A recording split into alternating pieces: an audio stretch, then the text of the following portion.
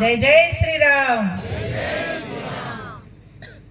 કથાને ખાલી વિશ્રામ જ અપાયો છે, પૂર્ણાહુતિ જાહેર નથી કરી. હજી 2 દિવસ બાકી છે અને આવા જયકારા ન ચાલે. બોલીએ રામચંદ્ર ભગવાન કી જય. બોલીએ રામચંદ્ર ભગવાન કી જય. ये बात है. ओंकार बिंदु संयुक्तं नित्यं ध्यायन्ति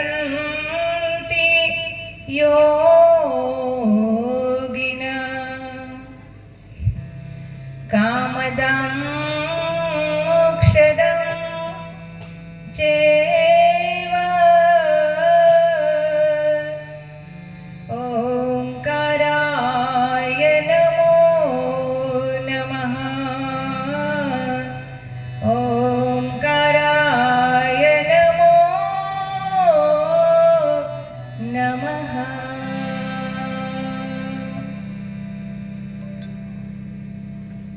यह मोगी माताना चरणों कोटि कोटि प्रणाम.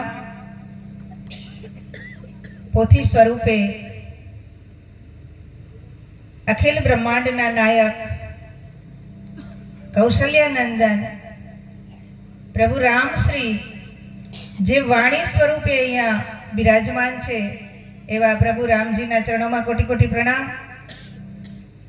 अने बहु गौरव साथे वात करूं छुं के ज्यारे व्यासपीठ पर मातृशक्ति होय ने एटले मात्र अमारुं ज गौरव नहीं, पण आपने ए हूँ कहेवा मांगू छूं के आदिवासी समाजनी अंदर ज्यारे आ यशोदा माताजी जेवी दीकरी जन्मे ने तो 71 पेढ़ी तरी जाती होय छे.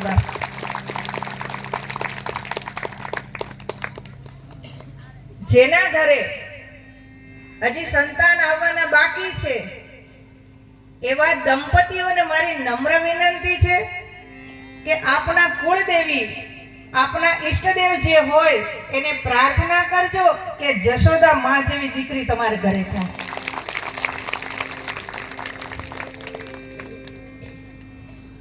आजे कपूरा मध्य ज्यारे रामकथाना माध्यमथी एक अहींया आवવાનો આજનો જે સુંદર અવસર અમને પ્રાપ્ત થયો છે અને રામાયણ એ કદાચ સાચા દિલથી એકવાર જો એનું વાંચન કે જો એનું શ્રવણ થઈ ગયું હોય ને તો આખું જીવન બદલાઈ જાય છે. અને હમણાં જ જેમ વાત કરીને પુણ્યાભાઈની એ આ રામાયણનો પ્રભાવ છે, સામાન્ય વાત નથી. અને એમના પુણ્યો પણ નામ પ્રમાણે ઘણા બધા હશે, વચ્ચે થોડીક ગડમથલ થઈ ગઈ પણ ઠેકાણે પાછા આવી ગયા છે. તો બાપ રામનું નામ એ છે કે આખા જીવનના રાહ બદલાઈ જતા હોય છે. અને પ્રભુ રામ કરતા પણ રામનું નામ મોટું છે. પ્રભુ राम करता पण रामनु नाम मोटू छे. एनु एक दृष्टांत हूँ आपने आपीश के प्रभु रामजीए ज्यारे लंकानी उपर चढ़ाई करवानी तैयारी करी अने ए समये सारी वानर सेना एक पछी एक चट्टान पत्थर जे कई हाथ में आवे ए समुद्रनी उपर मूकता हता अने सेतु बांधता हता. जे जे चट्टान मूके जे पत्थर मूके ए बधा डूबी जता हता अने एज पत्थर ऊपर एज चट्टान ऊपर ज्या राम लखीने मूकवामां आव्युं त्या ए पत्थर तरवा मांड्या छे. अने मात्र एटલું જ नहीं, सेतु तैयार करी अने आखुं सैन्य ज्यारे लंकाना पादરમાં आवीने ઊભું છે अने बराबर एज समये सती मंदोदरीए रावण ने कह્યું છે કે સ્વામી સ્વામી હજી એ કહું છું કે માં જગદંબા સ્વરૂપા જાનકી પાછી આપી દો હો. અરે દેવી, વાત કેવી કરો છો? એક મર્દના પત્ની થઈ અને મારી પાસે આવી નબળી વાતો કરો છો? મંદોદરી હાથ જોડીને કહે છે કે હજી કહું છું કે જાનકીને પાછા આપી દો. એ પ્રભુ રામ આખું સૈન્ય લઈ અને આપણા લંકાના પાદરમાં આવી ગયા છે કે. અને ત્યારે રાવણે સવાલ કર્યો છે કે રામ લંકાના પાદરમાં આવ્યા કે હા? કઈ રીતે? કે સેતુ બનાવી. પાણીની ઉપર સેતુ બન્યો કેમ?